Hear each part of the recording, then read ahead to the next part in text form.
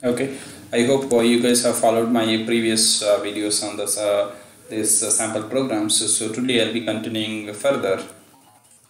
So in the today's lecture, I'll be taking up the arithmetic expression which has the different options as when an expression has both the variables and also the constants. Right now, let's see how that SIC and SIC programs can be generated by for the given problem statement.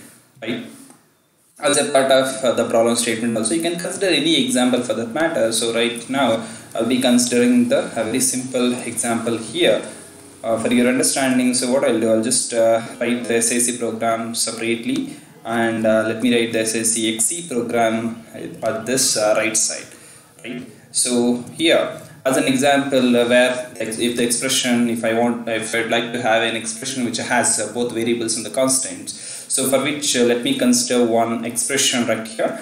Yeah guys, so I can say it as m is equal to b, b plus 6 minus q, I can say plus 5, anything you can say it as. So I'm just taking it as p plus 6 minus q plus 5. So this is what the expression which I'm just considering, right? So again, the same way, you just have to find out how many variables you have and how many constant values you have in this expression. If you observe, my dear students, so there are 3 variables, which is m, p, q, and there are 2 constant values which are 6 and the 5. So let us first generate the SIC program, right? So let me keep it here for the SIC. Yes, right. So right here, if I write the particular first let me declare the constants. I repeat, first let me declare the constants. I'll say that constant 1. So what is the constant 1 in the sense, which is the constant 1? It is 6. But how it has to be declared? By using the directive, it is the word, because it is an integer word 6. So I'll be declaring with the word. Then I'll be declaring with the constant 2. Constant 2, a word. What is the value? It is 5. Right, then later I will have to declare the variables. So keep in mind, this is the beauty of this programming concept. You're supposed to know you should declare the constant first, then only you should go for the variables, right? Your constants have been declared as 6 and the 5. Now I am moving to the declaring the variables, right? So I'll say that m is a variable for which I can't make use of words, so I can only allocate the memory space, so for which I'll be using the reserve word 1. The same way I'll be going with the reserve word for the p as well, and finally reserve word. So for the q as well, I need to allocate the memory space, so reserve word 1. So that's how I'm done with the declaration of both variables and also initialization of the constant as well. Now let us start doing. So right here, yes, first you can observe right here. So the first variable, it is the p. So what I'm going to do in the sense, I'll be loading that p into the accumulate register. So whereas you can observe the p is pushed onto the accumulate register. That's what LDA p. The p is pushed to where? Accumulate register. Then next later I'll be adding what I'll be adding, it is the 6, whereas 6 I have initialized with a constant 1. I have initialized with the constant 1. Then later I'll be subtracting the q. I repeat, then later I'll be subtracting the q. So I'll simply say that sub q. Then I should also add up what? 5, whereas 5 is in the constant 2. I'll initialize with the constant 2. Now here the total, you can observe what we did in the sense.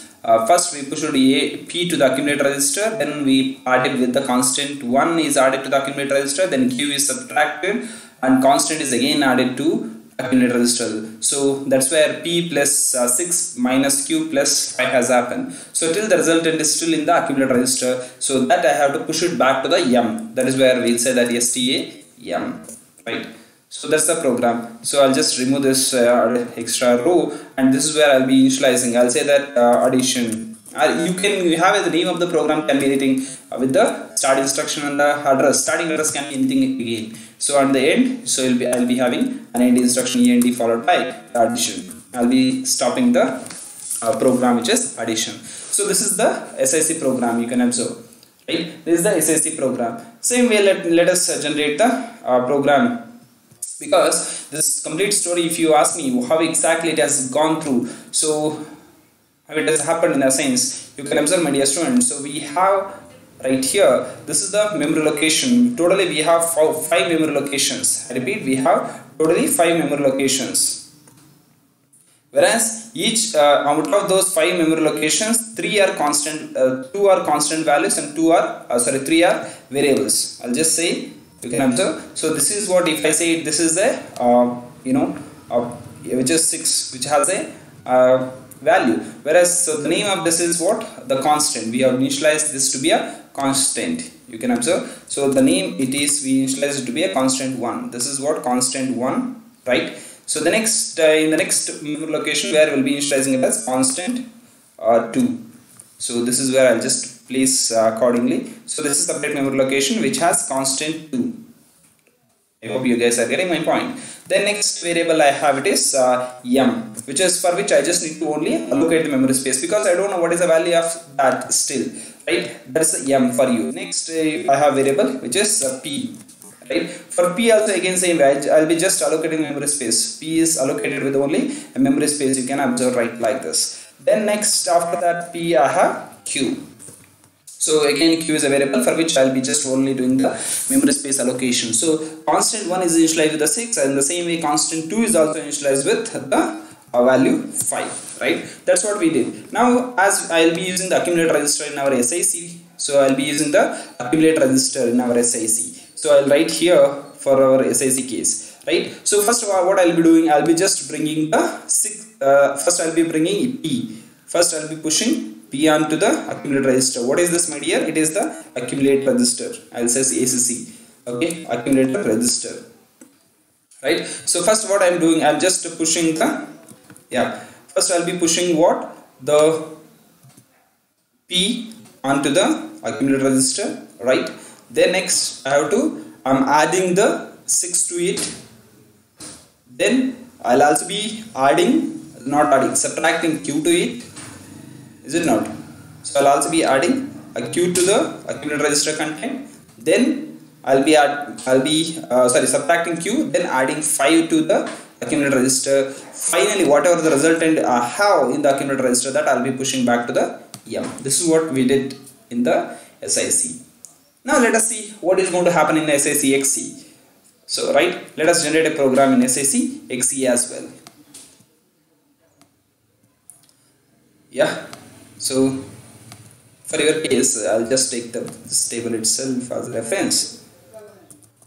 Okay, I'll just keep the I'll just keep the start and end instructions. So rest I'll just delete that for your understanding. Now, my dear students, as we have in the SIC XC, we have as many as registers which can be utilized. So what I'll do for these kind of constant values, instead of you declare those constant values like this, so instead of you make use of the memory space for the constant variables, so what I'll do, I'll just directly make use like this, LDS hash 6. I'll say the same way I'll make use of T register as well, LDT hash 5, right? And again, as usual, these 3, the variable declaration, it has to happen. So for that, either it can be SIC or SIC XC. So I'm just doing the declaration of MP and the Q, wherein I'm not declaring the constant values, which is 6 and the 5 in any memory space. I'm directly using, right? I'm directly using. So in that means, so if you ask me, so what we did in the sense, so right here, so this is what the register yes.